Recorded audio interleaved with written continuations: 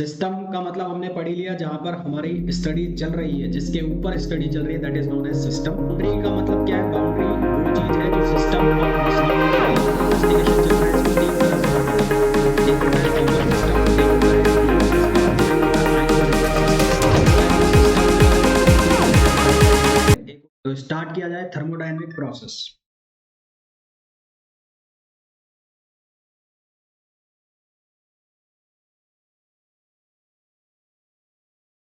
Thermodynamic process. तो सबसे पहले तो हम बात करें कि थर्मोडायनेमिक्स होता क्या है। तो थर्मोडायनेमिक्स साइंस की वो ब्रांच है जिसके अंदर हम हीट एनर्जी जो एक्सचेंज होता है, वर्क और हीट और वर्क का इंटरेक्शन जो है वो हम डिस्कस करते हैं अलग अलग बॉडीज के बीच में, है ना। तो it is a branch of science with which deals with exchange of heat energy between bodies and conversion of heat energy into mechanical energy और vice versa। एक लाइन में बोलूं तो थर्मोडायनेमिक प्रोसेस या थर्मोडायनेमिक साइंस की वह branch है जिसमें हम जो बॉडीज है उसके बीच में वर्क और हीट के इंटरेक्शन को डिस्कस करते हैं।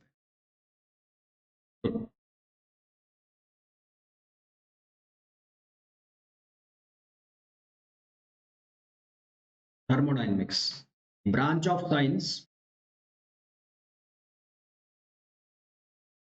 of science in which we deals with conversion of work and heat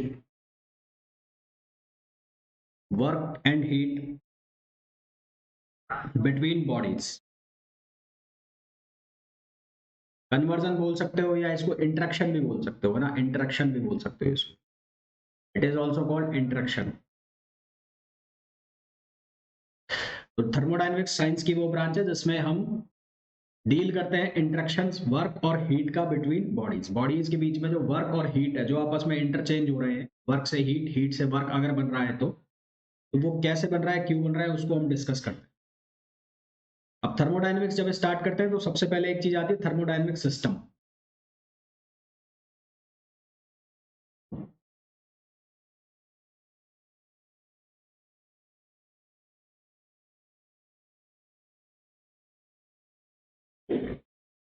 system का मतलब क्या होता है? Region in a space. Region in a space या तो वो जगह है कोई, और या quantity of matter on which investigation is going on. ठीक है, region in space, region in space, region in space और quantity of matter, quantity of matter on which investigation बोल लो या स्टडी बोल लो, इन्वेस्टिगेशन और स्टडी इज गोइंग ऑन।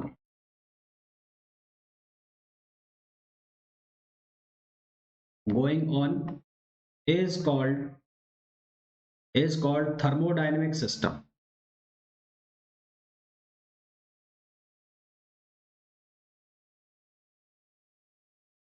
तो उसको बोला जाता है थर्मोडायनेमिक सिस्टम। मैंने यहाँ पर दो वर्ड बोले, एक बोला रीजन इन स्पेस और एक बोला है मैंने quantity of matter.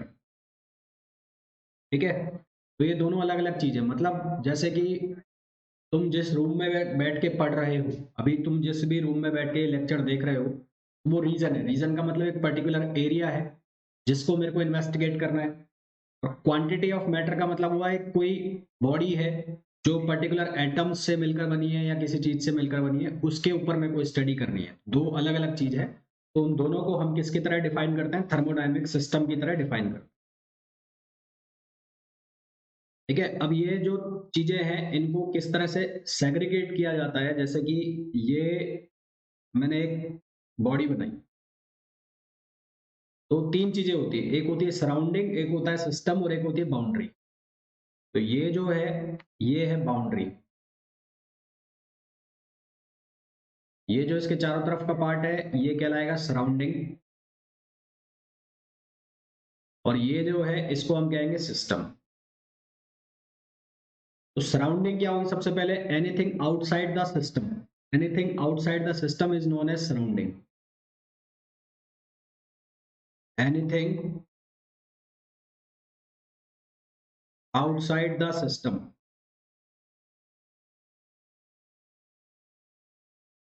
Is known as surrounding, उसकी सराउंडिंग कहलाएगी।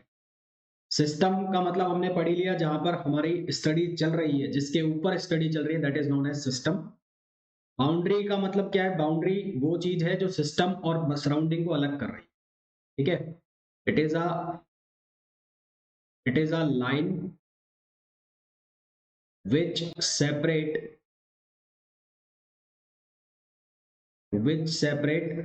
system from surrounding, system from surrounding।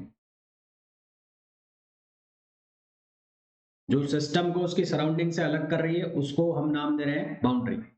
Boundary दो तरह की हो सकती है, एक हो सकती है एडियाबैटिक बाउंड्री और एक हो सकती है डाइथर्मिक बाउंड्री।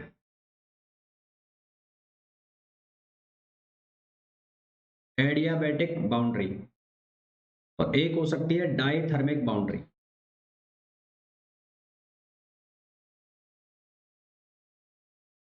एडियाबैटिक बाउंड्री अगर है कहीं पर लिखा हुआ तो इसका मतलब है हीट फ्लो अलाउ नहीं है, हीट का इंटरेक्शन अलाउ नहीं है,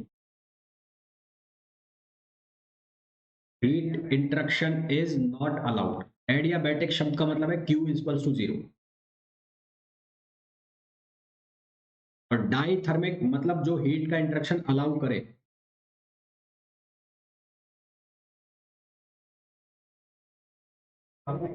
हीट इंटरेक्शन इज अलाउड।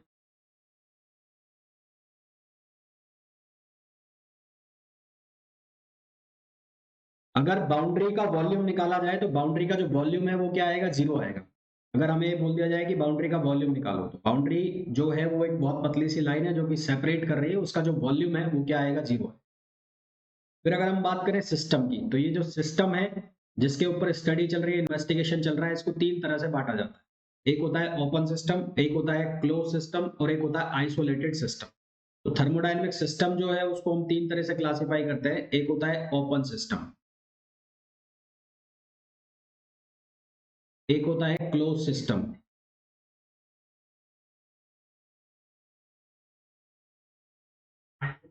और एक होता है आइसोलेटेड सिस्टम।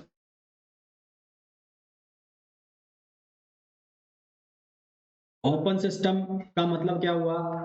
अगर मैं बात कर रहा हूं ओपन सिस्टम की, तो अगर मैं कहूं कि ये ओपन सिस्टम है, ओपन सिस्टम का मतलब क्या है? जिसमें हीट और वर्क दोनों का इंटरेक्शन अलाउ है।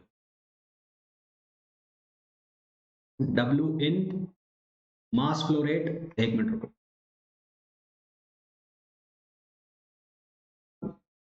ओपन सिस्टम का मतलब है मास इन और मास आउट, एनर्जी इन और एनर्जी आउट। तो ओपन सिस्टम का मतलब ऐसा होगा जिसमें एनर्जी और मैटर दोनों का जो सराउंडिंग है उसके साथ इंटरेक्शन अलाउ होगा। System system in which interaction of energy and mass, is allowed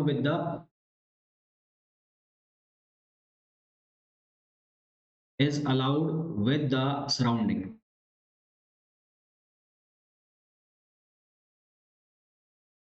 ठीक है। एग्जाम्पल के लिए अगर मैं बात करूं तो जितने भी सिस्टम है वो सारे के सारे ओपन सिस्टम होते हैं। मतलब अगर मैं बात करूं एक इंजन की, मैं एक मोटर व्हीकल इंजन की बात करूं, एक मैं आईसी इंजन की बात करूं, जो गाड़ी के अंदर तुम चल रहे हो या चलते हो, तुम देखोगे कि उसके अंदर डीजल डाला जाता है या पेट्रोल डाला जाता है, और वो पेट्रोल या डीजल जो धुआं के फॉर्म में बाहर निकलता है, तो मास का इंट्रैक्शन हो रहा है। वो क्या है? मास का इंट्रैक्शन, मास इन मास आउट, और एनर्जी का इंट्रैक्शन हो ही रहा है जिसकी वजह से गाड़ी चल रही है। तो जितने भी सिस्टम होते हैं वो सारे के सारे ओपन सिस्टम होते हैं। हमारी कन्वीनियंस के लिए हम उनको क्लोज सिस्टम मान के और फिर सॉल्व करते हैं। आईसी इंजन हो गया, रेफ्रिजरेटर हो गया, ये सारे के सारे जो एग्जाम्पल होते हैं, ये सभी के सब एग्जाम्पल होते हैं ओपन सिस्टम के। टरबाइन हो गया,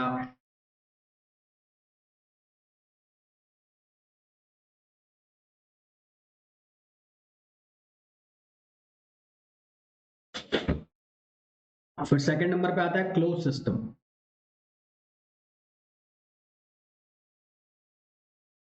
क्लोज सिस्टम का मतलब है जिसमें केवल और केवल एनर्जी का इंटरेक्शन अलाउ है, मास का इंटरेक्शन अलाउ नहीं है। मास का इंटरेक्शन अलाउ नहीं है, केवल और केवल किसका इंटरेक्शन अलाउ है? एनर्जी का।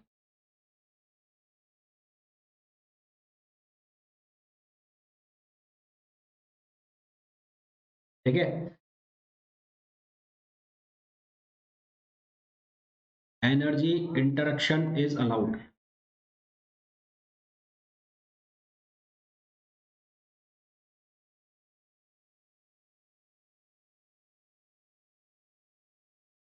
Energy interaction is allowed, mass interaction is not allowed.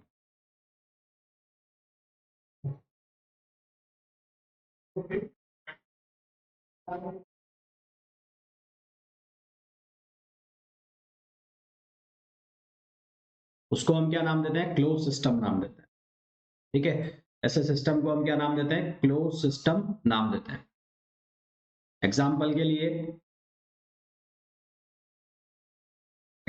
के लिए piston cylinder arrangement,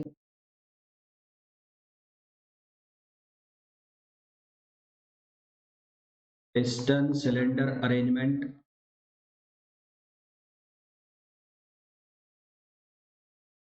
piston cylinder arrangement, और उसके अलावा रेफ्रिजरेटर वगैरह। ये रेफ्रिजरेटर तो उसमें जाएगा, टरबाइन भी उसमें जाएगा। ये एग्जाम्पल होते हैं किसके? क्लोज सिस्टम के। फिर आता है हमारे पास थर्ड नंबर पे आइसोलेटेड सिस्टम।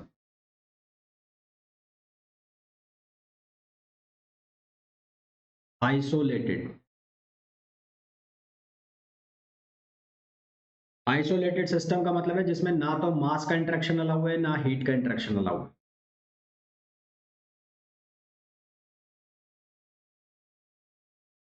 नाइदर मास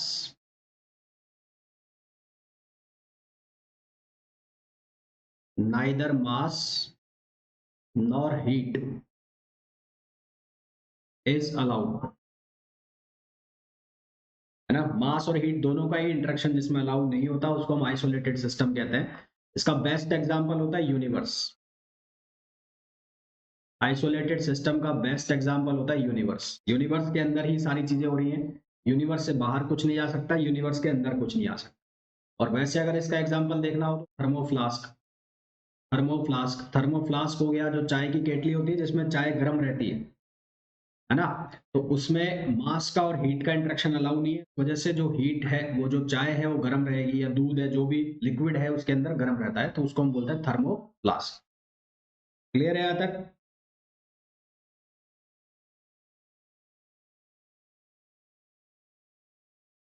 फिर आता है नेक्स्ट पॉइंट इसमें, थर्मोडायनेमिक वेरिएबल्स।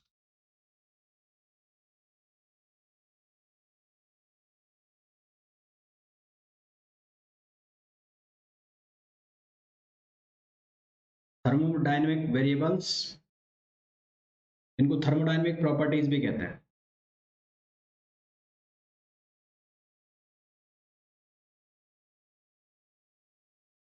इसी थर्मोडायनेमिक सिस्टम को डिस्क्राइब करने के लिए, उसको करेक्टराइज करने के लिए कुछ वेरिएबल्स की हमें रिक्वायरमेंट होती है, जैसे कि pressure, volume, temperature, internal energy, number of moles. ये जितने भी पैरामीटर्स हैं ये क्या कहलाते हैं? थर्मोडायनेमिक वेरिएबल्स कहलाते हैं।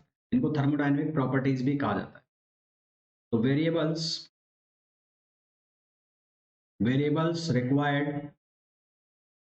Required to describe, variables required to describe a thermodynamic system. Thermodynamic system,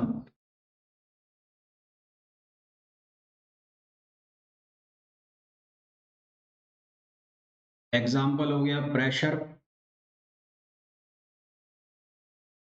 temperature, internal energy and number of moles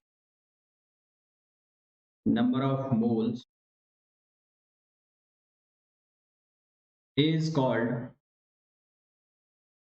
thermodynamic variables. Is called thermodynamic variables. It is also called it is also called it is these are also called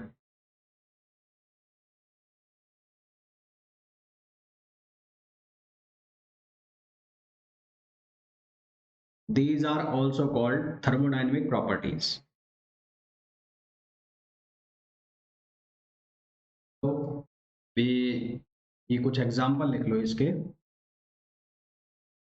close system के, इनके example मैं लिख देता हूं यहां पर। Example of close system.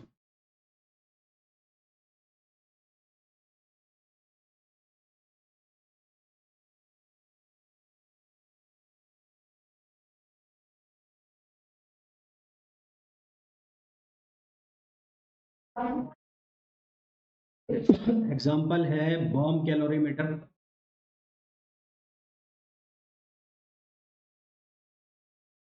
Bomb calorimeter bomb calorimeter का मतलब क्या होता है? Electric energy crosses the boundary to cause spark between electrodes and initiate combustion. इतना ज्यादा डिटेल में जाने की जरूरत नहीं। बॉम्ब कैलोरीमीटर इसका एग्जांपल होता है प्रेशर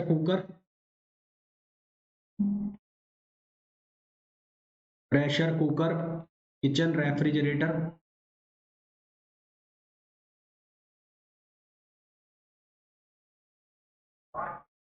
आइसक्रीम फ्रीजर,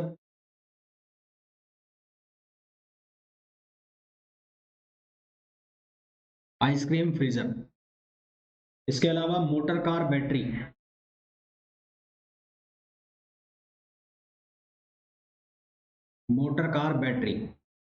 ये सारे एग्जांपल होते हैं किसके? क्लोज सिस्टम के। ओपन सिस्टम के एग्जांपल मैंने तुम्हें बताई दिए, आइसोलेटेड के मैंने तुम्हें बताई दिए।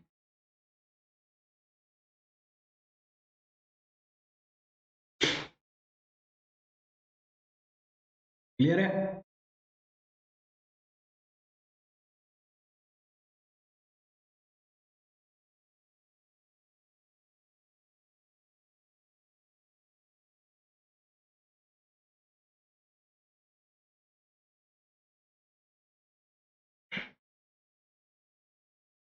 देखो भाई, तो हमारे थर्मोडायनेमिक वेरिएबल्स चल रहा था थर्मोडायनेमिक प्रॉपर्टीज।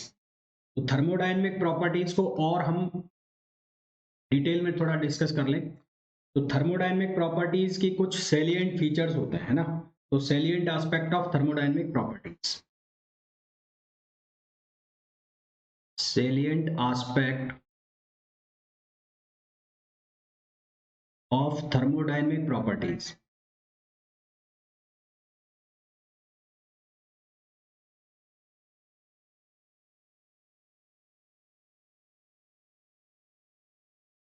पहला पॉइंट, जो प्रॉपर्टीज है वो मीजरेबल होती हैं।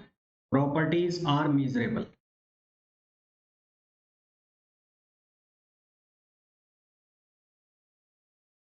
प्रॉपर्टीज आर मीजरेबल मतलब जितनी भी थर्मोडायनेमिक प्रॉपर्टी होंगी वो सारी की सारी मीजरेबल होंगी, उनको मीजर किया जा सकता है। फिर सेकंड पॉइंट होता है it has a definite unique value when the system is in particular state. जब सिस्टम कभी भी एक स्टेट के अंदर होगा, किसी भी स्टेट में होगा, तो थर्मोडायनेमिक प्रॉपर्टी की कोई ना कोई एक यूनिक वैल्यू होगी। जैसे प्रेशर वहां पर कोई फिक्स होगा, टेम्परेचर फिक्स होगा, तो उसकी एक यूनिक वैल्यू होती। तो it has a unique, it has a definite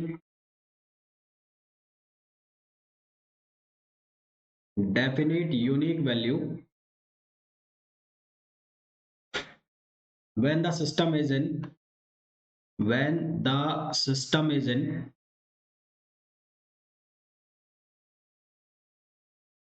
a particular state।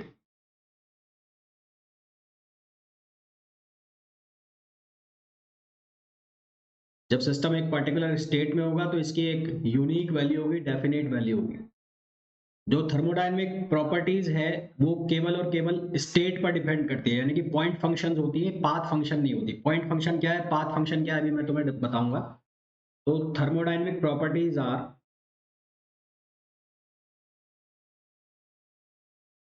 thermodynamic properties are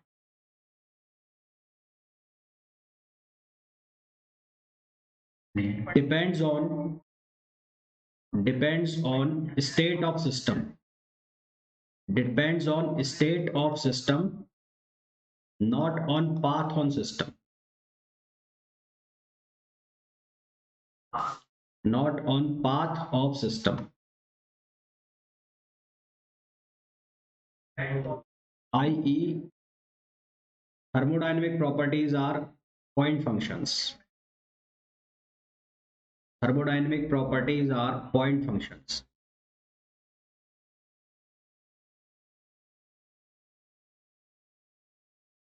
अब इस चीज का क्या मतलब है, इस चीज का मतलब ये है कि मान लो तुम्हारे पास कोई प्रोसेस है, ये है P और ये है V, ठीक है।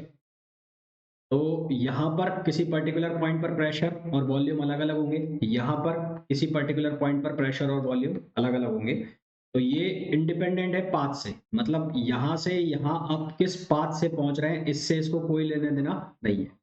ये एक पर्टिकुलर पॉइंट फंक्शन है, एक एंड स्टेट के ऊपर डिपेंड कर रहा है कि इस पर्टिकुलर स्टेट पर प्रेशर क्या है, इस पर्टिकुलर स्टेट पर वॉल्यूम क्या है। तो ये पॉइंट फंक्शन होते हैं, ये पाथ फंक्शन नहीं होते। इनको इनिशियल और फाइनल स्टेट से मतलब है, इनको जो बीच का रास्ता है उससे कोई लेना देना नहीं है। फिर क्योंकि ये पॉइंट फंक्शन है तो ये एग्जैक्ट डिफरेंशियल होता है। Since properties are point function,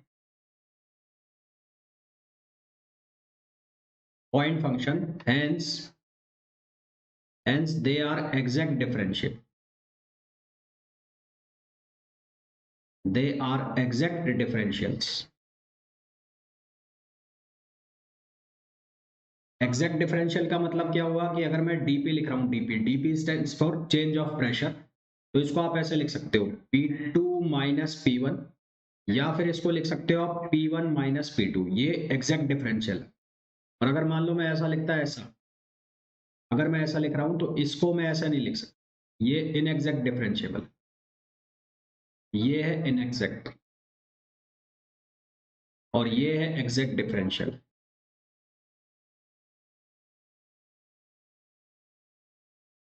ये है एग्जैक्ट डिफरेंशियल। फिर उसके बाद क्या चीज आती है कि जितने भी थर्मोडायनेमिक प्रॉपर्टीज है उनको ग्राफ पर शो किया जा सकता है। Thermodynamic properties can be plot on graph.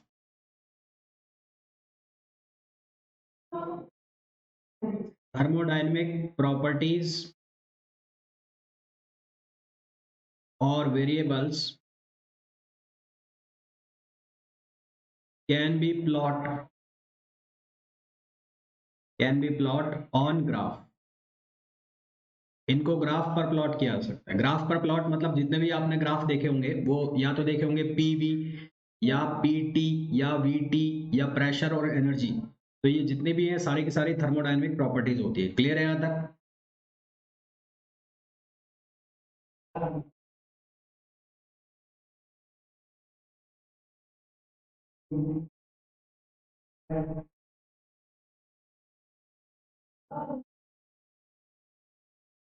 अब हम बात करेंगे types of properties.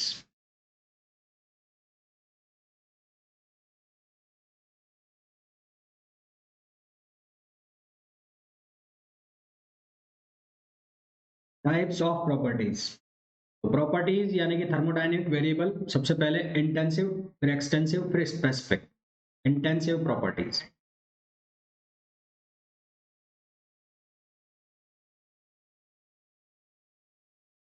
Intensive property का मतलब क्या होता है, which is independent of extent of mass of the system. Which is independent, जो मास पर डिपेंड नहीं करती, which is independent of mass, which is independent of mass. ऐसी थर्मोडायनेमिक प्रॉपर्टीज जो मास पर डिपेंड नहीं करती उसको हम नाम देते हैं इंटेंसिव प्रॉपर्टीज। एग्जाम्पल, जैसे लिखा मैंने प्रेशर। प्रेशर प्रेशर मास पर डिपेंड नहीं करता। टेम्परेचर टेम्परेचर मास पर डिपेंड नहीं करता। डेंसिटी डेंसिटी जो है उसका फॉर्मूला ऐसा है कि किलोग्राम पर मीटर क्यूब, पर डेंसिटी एक जगह की हमेशा फिक्स हो जाती है ना, चेंज नहीं होती। जैसे कि पानी है, पानी की डेंसिटी फिक्स है। तो pressure, temperature, density, viscosity, thermal conductivity,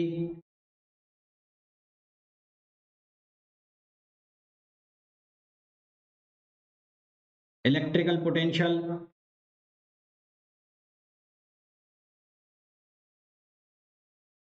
उसके अलावा कंपोजिशन। तो ये सारे के सारे क्या कहलाती है? इंटेंसिव प्रॉपर्टीज कहलाती है, जो मास पर डिपेंड नहीं करती। दूसरे नंबर पे आती है एक्सटेंसिव प्रॉपर्टीज। अच्छा, इंटेंसिव प्रॉपर्टीज के लिए क्या होता है कि जैसे प्रेशर है, तो प्रेशर पूरे सिस्टम के लिए क्या रहेगा? सेम रहेगा। एग्जाम्पल के लिए अगर मैं एक पर्टिकुलर लोकेशन की बात करूं, तो उसके लिए जैसे प्रेशर है, तो प्रेशर हर पॉइंट के ऊपर सेम रहेगा। फिर आती है एक्सटेंसिव प्रॉपर्टीज।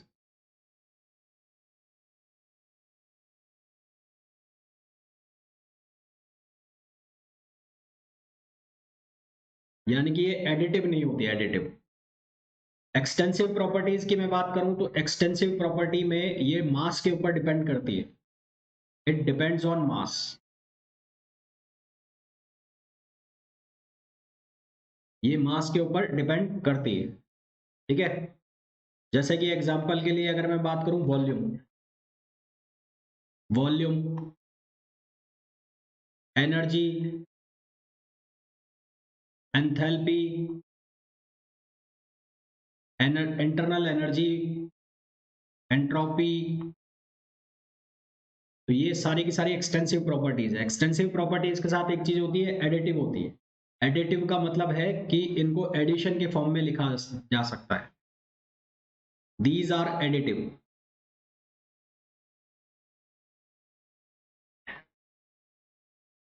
मतलब हमारे पास एग्जाम्पल के लिए कोई प्रॉपर्टी है, एक्स प्रॉपर्टी है, एक्स। तो जो x है वो किसके बराबर होगा? x1 plus x2 plus x3 plus x4। इसका मतलब ऐसा है, इसका मतलब समझो कि जैसे एक पूरा वॉल्यूम है, ये एक पूरा का पूरा सिस्टम है। इस पूरे सिस्टम का वॉल्यूम v है। अब इस वॉल्यूम के मैंने अलग अलग टुकड़े कर दिए। ये मैंने इसके 4 टुकड़े कर दिए, 5 कर दिए। तो यहाँ का वॉल्यूम हो गया v1, यहाँ का वॉल्यूम हो गया v3, यहाँ का हो गया v2 v3, यहाँ का हो गया v4 और यहाँ का हो गया v5। तो टोटल जो वॉल्यूम है वो किसके बराबर बन जाएगा? v1 plus v2 plus v3 plus v4। यानी कि हम इसको एडिशन के फॉर्म में या एल्जेब्रिक समेशन के फॉर्म में लिख सकते हैं। तो ये एक्सटेंसिव प्रॉपर्टी है। वहीं अगर इस पूरे वॉल्यूम में, ये छोटा सा वॉल्यूम है, इस वॉल्यूम में अगर मैं किसी पॉइंट पर यहाँ पर प्रेशर P लिखता, यहाँ पर मान लो P1 है, यहाँ पर P2 है, यहाँ पर P3 है, तो इतने से रीजन के अंदर जो प्रेशर है वो क्या होता है? हर जगह सेम होता। तो ये एक्सटेंसिव प्रॉपर्टी होगी। और ये कौन सी प्रॉपर्टी हो गई? ये इंटेंसिव प्रॉपर्टी हो गई। और ये कौन सी हो गई? एक्सटेंसिव।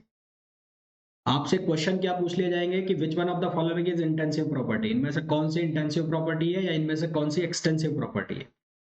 फिर ये पूछा जा सकता है कि एक्सटेंसिव प्रॉपर्टी को हम कैसे लिख सकते हैं? तो हम उसको एडिशन के फॉर्म में लिख सकते हैं। और इंटेंसिव प्रॉपर्टी को हम कैसे लिखते हैं? हम उसको इस तरह से लिखते हैं। क्लियर है? Specific property.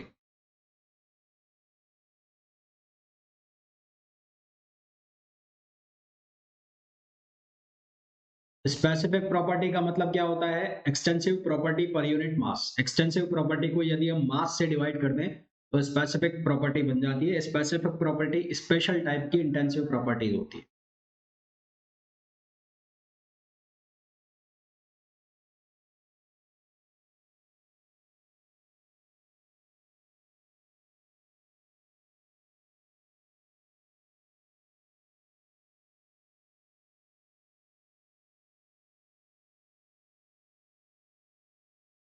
It is special type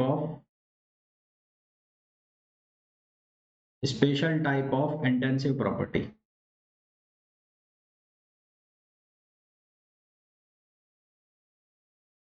यानी कि अगर मेरे को स्पेसिफिक प्रॉपर्टी लगानी है, तो जैसे मैंने बात की वॉल्यूम की, तो वॉल्यूम जो है वो है एक्सटेंसिव प्रॉपर्टी है। तो एक वर्ड आपने सुना होगा स्पेसिफिक वॉल्यूम। स्पेसिफिक वॉल्यूम, तो स्पेसिफिक वॉल्यूम क्या होगा? वॉल्यूम को आपने डिवाइड कर दिया किससे? मास से। ठीक है, तो ये बन गया स्मॉल में। इसी तरह से आपने सुना होगा स्पेसिफिक एनर्जी।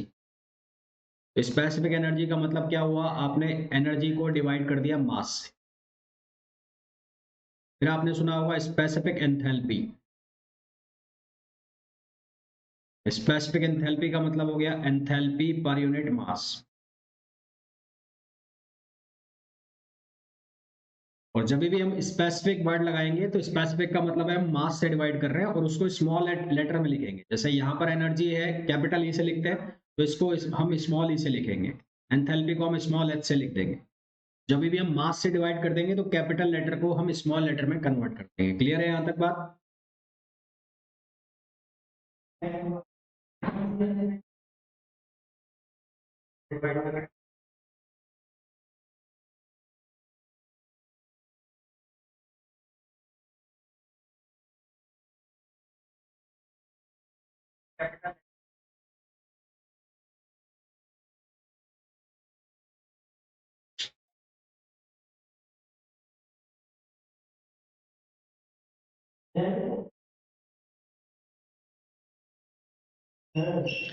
फिर नेक्स्ट आता है मोलर प्रॉपर्टी।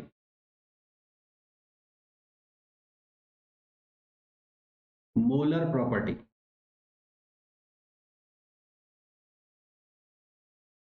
मोलर प्रॉपर्टी का मतलब क्या होता है? एक्सटेंसिव प्रॉपर्टी पर यूनिट मोल।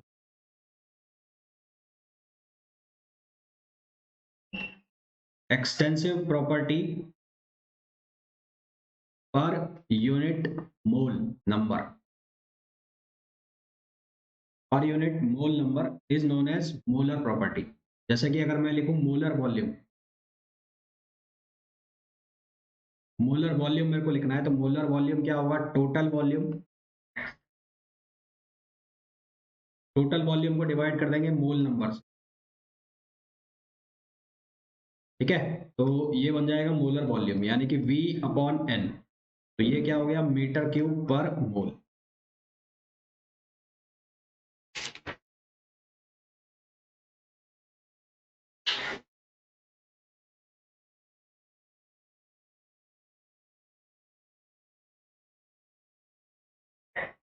ये बन जाएगा।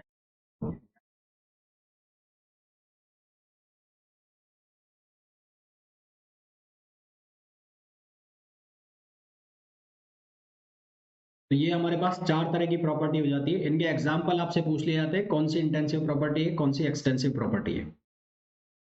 फिर अगर कोई प्रॉपर्टी है सिस्टम की, वो हमें चेक करना है, तो वो कैसे चेक करेंगे? तो check of properties. Check of property, तो प्रॉपर्टी का अगर हमें चेक लगाना है तो वो चेक कैसे करेंगे? मान लो हमारे पास कोई प्रॉपर्टी है, वो फंक्शन है एक्स का और वाई का, है ना? तो वो एक्स और वाई का प्रॉपर्टी है या फंक्शन है, तो उसको हम कैसे लिखेंगे? M D X plus N D Y. हमारे पास कोई इक्वेशन लिखी हुई है एम डी एक्स और एन डी वाई। तो उसको चेक कैसे किया जाएगा? इसको चेक करने के लिए del M upon del Y equals to होना चाहिए del N upon del X और यहाँ पर Y. Del M upon del Y और del N upon del X. अगर ऐसा हो जाता है तो ये सिस्टम की प्रॉपर्टी है, और नहीं होता है तो ये सिस्टम की प्रॉपर्टी नहीं है।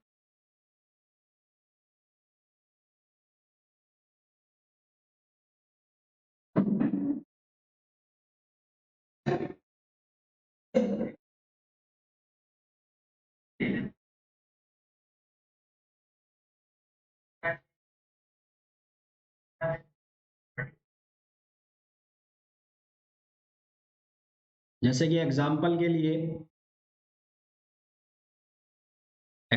लिए मैं बात करूं, एग्जाम्पल के लिए एक क्वेश्चन हमें दिया पीडीबी प्लस VDP। हमें कहा कि चेक करिए कि सिस्टम की प्रॉपर्टी है या नहीं, ये ऑप्शन आ गया। ठीक है, इसको करने के दो तरीके हैं। पहला तो है कि जो आपने लिखा MDX प्लस NDY, उसके अकॉर्डिंगली चेक करो।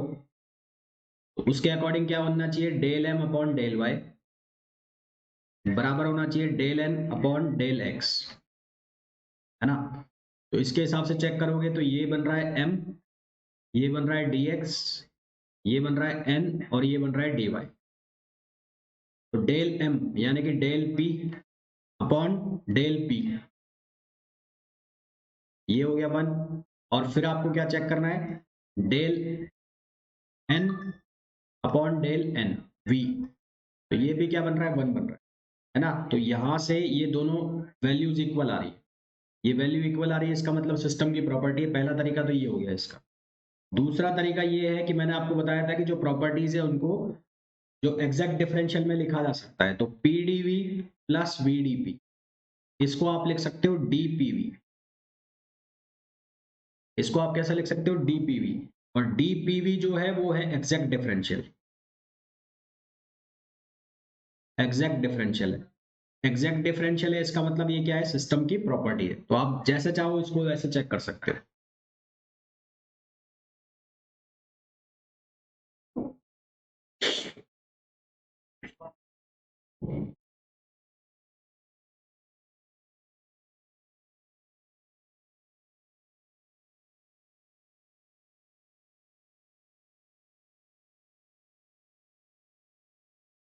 इसी तरह से मान लिया हमसे ये पूछ लिया सेकंड क्वेश्चन कि पीडीवी जो है वो सिस्टम की प्रॉपर्टी है या नहीं है, पीडीवी।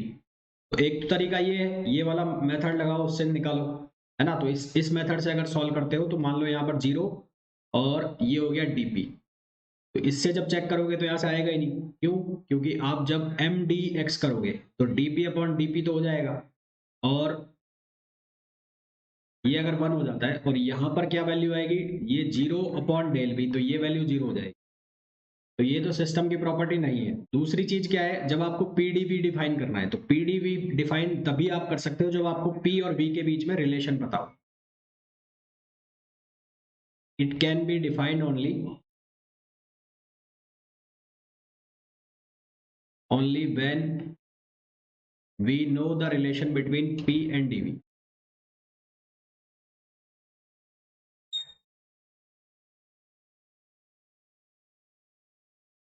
P और V के बीच में जब हमें रिलेशन पता होगा तो ही हम इसको डिफाइन कर सकते हैं, यानी कि ये एग्जैक्ट डिफरेंशिएबल नहीं है ना। तो इस तरह से हमसे क्वेश्चन पूछ लिया जाता है कि कौन सिस्टम की प्रॉपर्टी है और कौन सिस्टम की प्रॉपर्टी नहीं है। क्लियर हो गई यहाँ तक बात।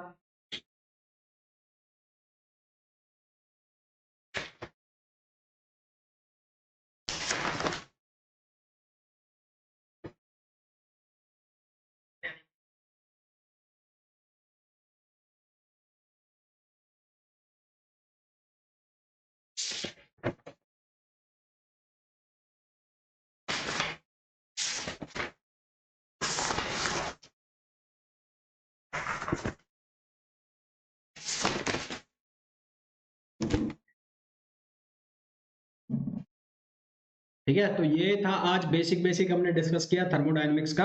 अब इसके बाद हम लोग डिस्कस करेंगे कि स्टेट क्या होता है, पाथ क्या होता है, प्रोसेस क्या होता है, और फिर हम उसके बाद डिस्कस करेंगे zeroth law of thermodynamics, zeroth law of thermodynamics, फिर फर्स्ट लॉ ऑफ थर्मोडायनेमिक्स, और फिर सेकंड लॉ ऑफ थर्मोडायनेमिक्स, और देन उसके बाद केटीजी, और केटीजी के बाद फिर हम डिस्कस करेंगे स्टैटिस्टिकल प्रोसेस।